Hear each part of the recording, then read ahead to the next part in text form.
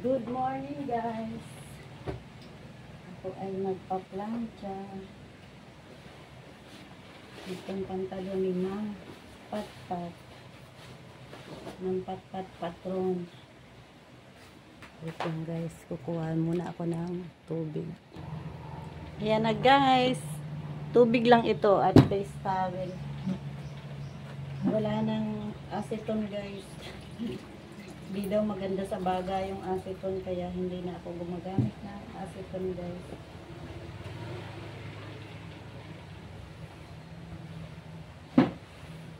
Nabasa ko lang yung mga sides guys, para pag tinansya natin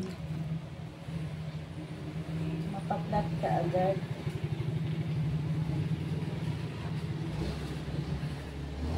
Para maiwasang masunog yung ating tela.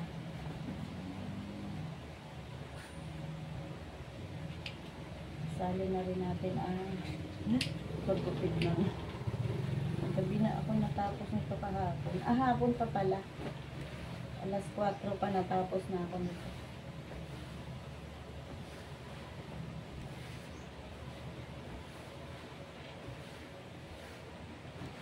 At magpa-pattern na naman ako ng blouse niya guys.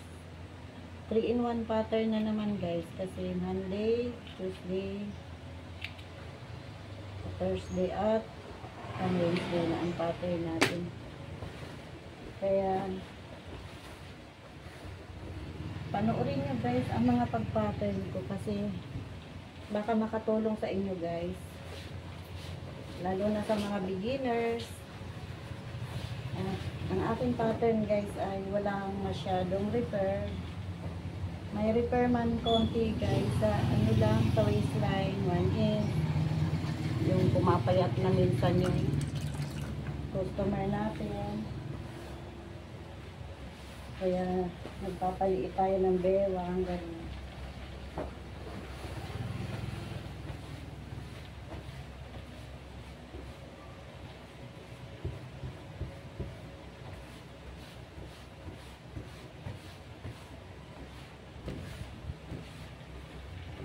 One in 1/4 guys ang garter nito.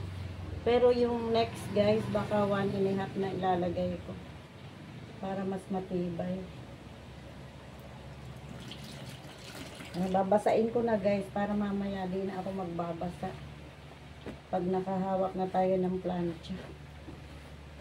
Ayan na. Ito.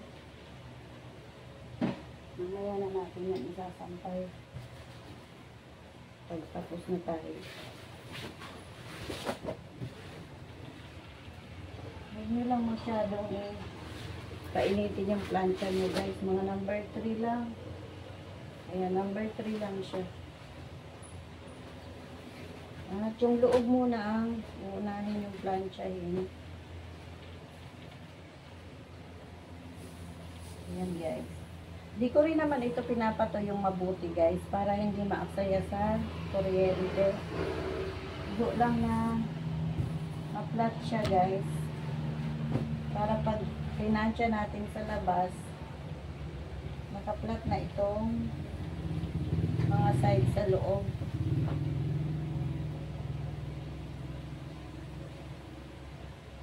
Uunahin natin ang loob guys, para maganda ang pagka-plancha. Maganda sa labas tingnan. Ganyan lang guys mag-plancha. Tituron itong bulsa ko guys. Mas maganda ang tituron na tela guys, ibulsa kaysa sa alpagina. Kasi yung alpagina, manipis, madaling mapungit. Siyempre yung mga money na nilalagay ng ating mga customer sa bulsa nila. Kailangan matibay ang bulsa nila guys. Money of cellphone. Dapat matibay ang bulsa nila. Minsan, ano guys, pitchfill ang nilalagay ko. O kaya Katrina. Yan ginagawa ko. May Katrina pa akong tela dyan. 2 meters yung binili ko. saan ko nalagay. Sa dami na. Sa kabisi natin guys. Pero usod. Sa mga gusto pang magpatahi guys, punta na lang kayo dito sa bahay. O kaya chat muna kayo. Pwede rin. Pupuntahan ko kayo kung saan kayo. Saan ang location nyo. Basta dito lang sa Dumaguete. O Negros. Wag lang malayong malayo.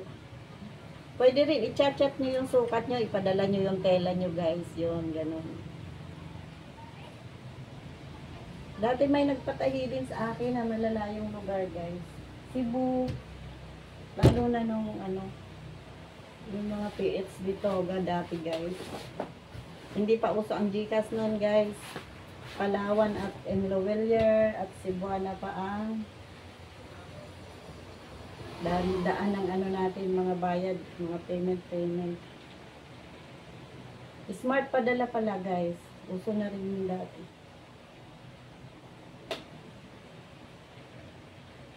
Yan guys, sa labas na ang ating paplansyahin. 29.5 ang waistline ni Ma'am Patpat. At ito ang waistline niya.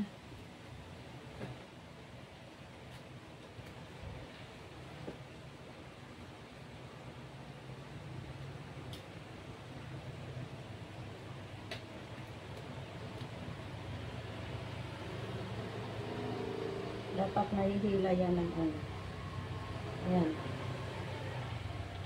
26. Naging 26 siya. Mahihila pa yan ng 29.5. Sama lang yan guys. Ang putol ko sa garter is 12.5. Yun. With allowance na yun guys. 12.5 inches. Black ang kulay nitong garter na nagamit ko. Hindi ko na napakita sa inyo. Next time yung gagamitin ko yung 1.5. Kaya magdadagdag tayo ng allowance. Pwede rin 1 inch lang guys. Kung yun ang available nyo. Garter. Back garter lang naman. Pero mas maganda kung 1.5. Mas matibay-tibay guys.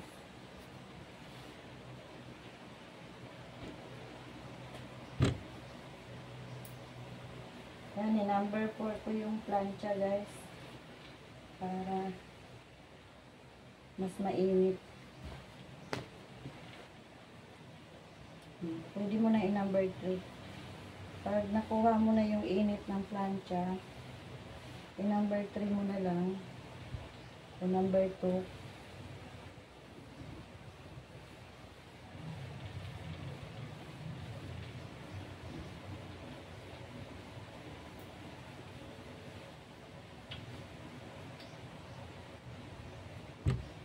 Magpa-pattern na naman ako after nito guys.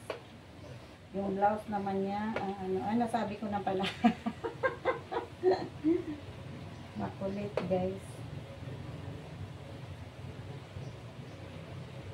Hindi na ako mag-i-edit kaya hindi ako nagpa-music. Para di ma-copyright. Nakikinig ako sa Yes FM. Shout out kay Missy. Si Miss Elista ng Yes FM. Paghapon si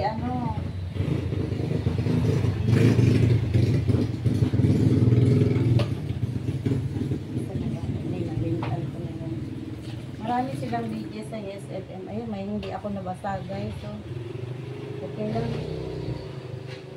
Ito ang trabaho natin. Plancha, magtahi, mag-cutting.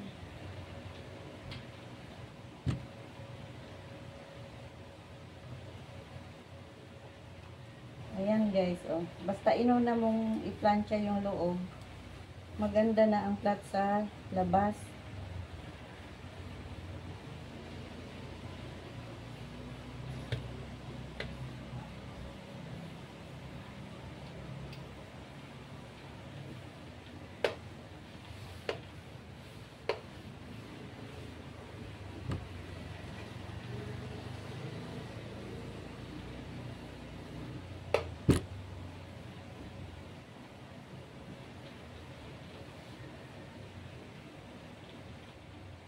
Naka number 4 ang plancha.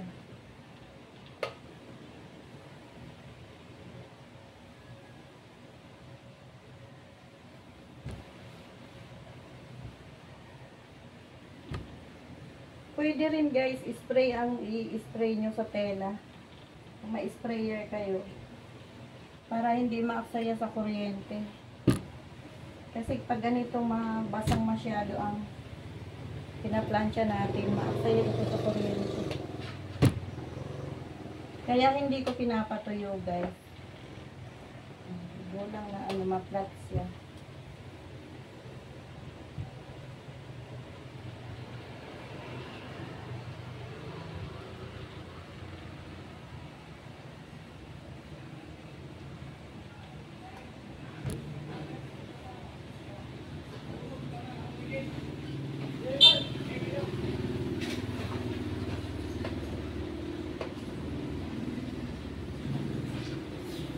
Kita ba? Kita ba? Baka ako lang ang nakikita nyo.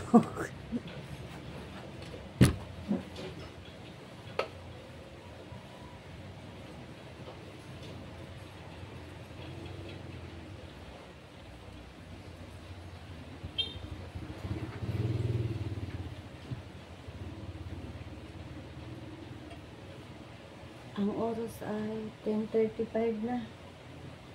Doon pa makapattern ka bago mag break time.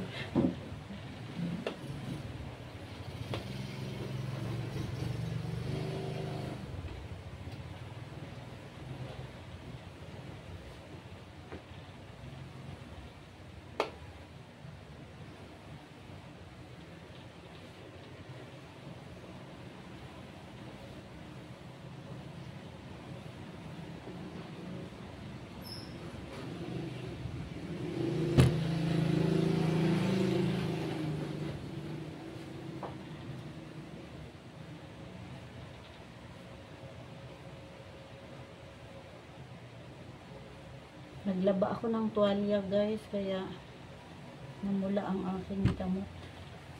Nagkusot-kusot, wala akong washing machine kasi guys. Tapos nagwalis dyan sa sa labas. Binaldiyo ko guys ang labas para hindi malapok. Nagmap dito sa sahig. Yan ang mga ginagawa ko tuwing umaga guys, naglaba. Everyday ako naglalaba guys, kaya hindi na natatambak. Sa salinsinan kong nilalaban na punda, tuwalya, ganun.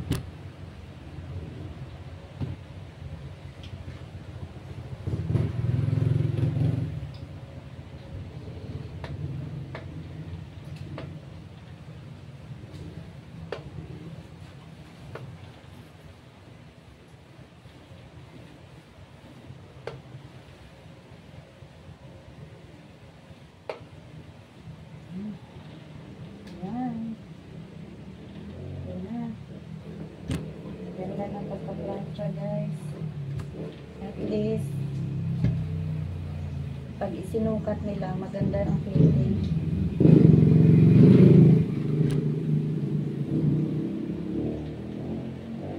Sa bandang garter guys, huwag niyong pa-planchahin kasi para di uminat yung garter.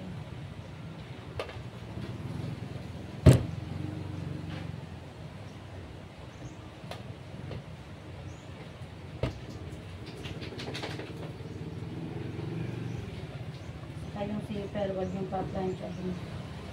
Ayan, okay na.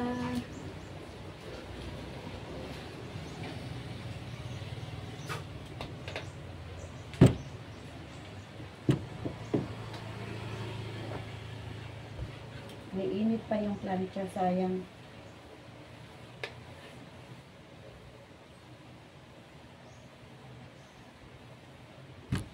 Okay na yan. Para di na humaba ang ating video.